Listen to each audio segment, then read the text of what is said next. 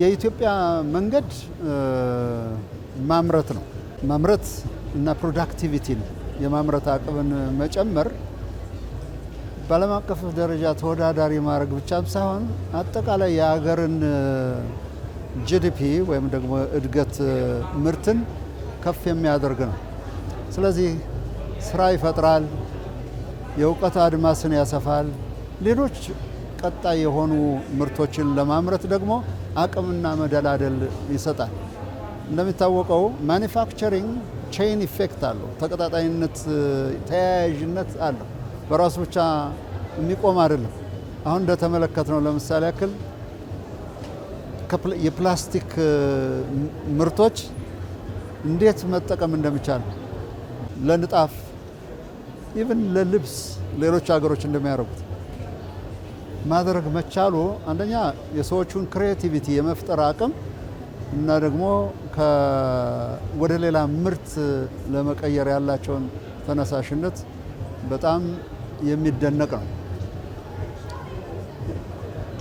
የአንድ ሀገር እድገት በዋነኛነት የሚመሰረተው በማምረት ነው። ያመረቱ ሀገሮች እድገታቸው ከፍ ይላል። ስለዚህ እኛም ከዚህ በፊት እንመኝ የነበረውን ጥሩ መደላደልና መሰረት የሚሆን የፕሮዳክት አይተናል፣ ተመልክተናል። ስለዚህ ባየሁት እጅግ ደስ ብሎኛል። በዚህ አጋጣሚ የኢንዱስትሪ ሚኒስቴር ሜድ ኢን ኢትዮጵያ ኢትዮጵያ ታምርት የሚለውን መርህ ይዞ ይሄን የመሰሉ መናቃቸውን ወይም ሊኖሩ ይችላሉ ብለን ያላሰብናቸውን ፕሮዳክትስ ምርቶችን ማየት መቻላችን ከፍ ያለ ነው። ማየት ብቻም ሳይሆን በእርግጥ ማየት አድማስን ያሰፋል። ማየት ብቻም ሰምኖ አቅምን ይጨምራል። ለካ እንችላለን የሚለውንም ኢንስፓየር ያደርጋል ለአምራቾች። አሁን ካየዋቸው በርካታ ፕሮዳክቶችን ተመልክቻለሁ። አሁን ካየዋቸው ምርቶች ለምሳሌ ያክል በምንም መመዘኛ ከኢንተርናሽናል ስታንዳርድ በላይ የሆኑ ምርቶችን ተመልክቻለሁ። አሁን የቆዳ ምርቶች፣ የሴት ቦርሳዎች፣ የወንድ ቦርሳዎች፣ የልብስ መያዣዎች it's just unbelievable ማመን የሚያቅት incredible። እኔ ማመን አልቻልኩም ነበር። ምክንያቱም በአውሮፓ በአሜሪካ በሰልጠነ ገበያ የሚታዩ የዚህ አይነት ኮንሱመር ምርቶች ይህንን ደረጃ ጠብቀው አላየሁም እና አቅም እንዳለን ያሳያል። የሰዎቹ ብልህነት መመልከት ይቻላል። ስለዚህ ኢትዮጵያ ተስፋ አላት። በትልልቅ ሀገሮች መካከል ያለው የንግድ መሻኮት በብራንዲንግና ብራንድ ባላቸውና በትክክልም በማምረቻ ዋጋ መካከል ያለውን ልዩነት አሳይቶናል። አንደኛ ማርኬቲንጉ ነው፣ ማርኬት ማድረግ ነው። ሁለተኛ ማስተዋወቁ ነው። ጥራት ያለው ምርት ካለ ቅድም እንዳየኋቸው፣ ይሄ ደግሞ በትልቅ ማርኬቲንግ በማስተዋወቅ በገበያ ስራ ከታገዘ ኮንሱመሩ ኢትዮጵያ ተሰራ፣ ቪየትናም ተሰራ፣ ቻይና ተሰራ፣ ዩናይትድ ስቴትስ ተሰራ ልዩነት የለውም። በአንዳንድ የበለጸጉ ሀገሮች የሚሰራው ምርት የሌበር ዋጋ የጉልበት ዋጋ ከፍ ያለ ስለሆነ በፕሮዳክቱ ላይ በምርቱ ላይ ይታያል፣ ይንጸባረቃል። ወደ ዩናይትድ ስቴትስ የተለያዩ ፕሮዳክቶችን ከዚህ በፊት ስንልክ በስራ አጋጣሚ እዛ ስለነበርን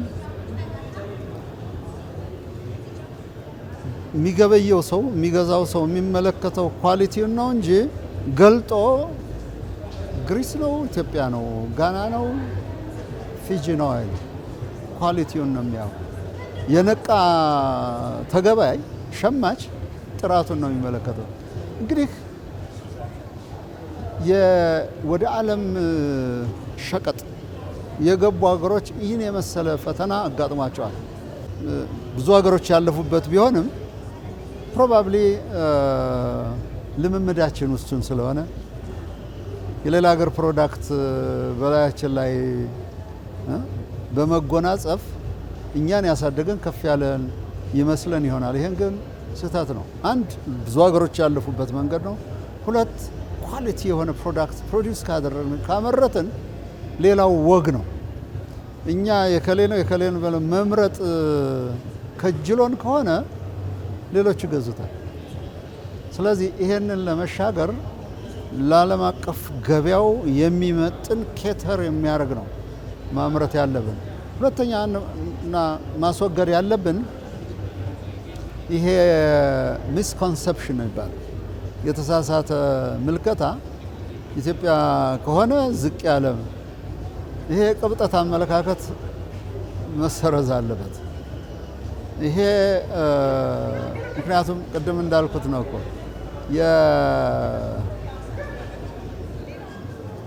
አሁን ትልልቅ ማርኬት የሚባሉት ስማቸውን መጥራት አያስፈልገኝም። ሉዊ ቪቶን፣ ዶልቼ ጋባና and the others ጉቺ የማምረቻ ዋጋቸው ምን ያክል እንደሆነ የዓለም የንግድ ግብግብ አሳይቶናል።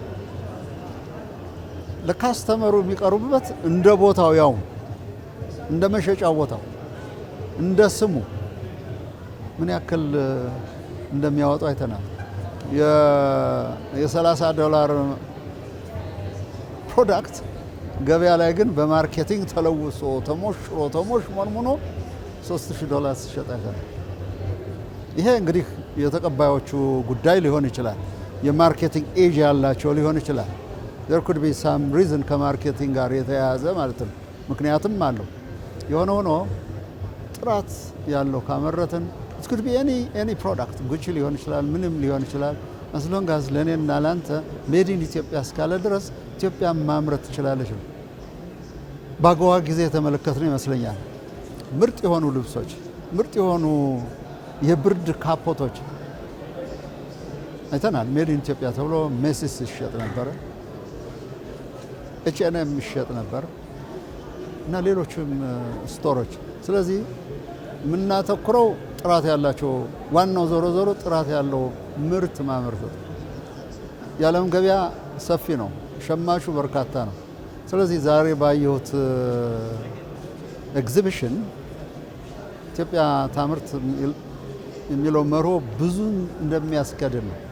እንዲህ አይነት ኤግዚቢሽንስ መስፋፋት አለባቸው። የእኛንም አይን ይከፍታሉ፣ ያለንም ፕሮዳክት ለዓለም አቀፍ ለማስተዋወቅ እድል ይሰጣሉ። የበለጠ ከፍ ያለ ፕሮዳክቶችን ለማምረት አቅም ይሰጡናል እና ዘርፈ ብዙ ነው ጥቅሙ ለማለት ነው።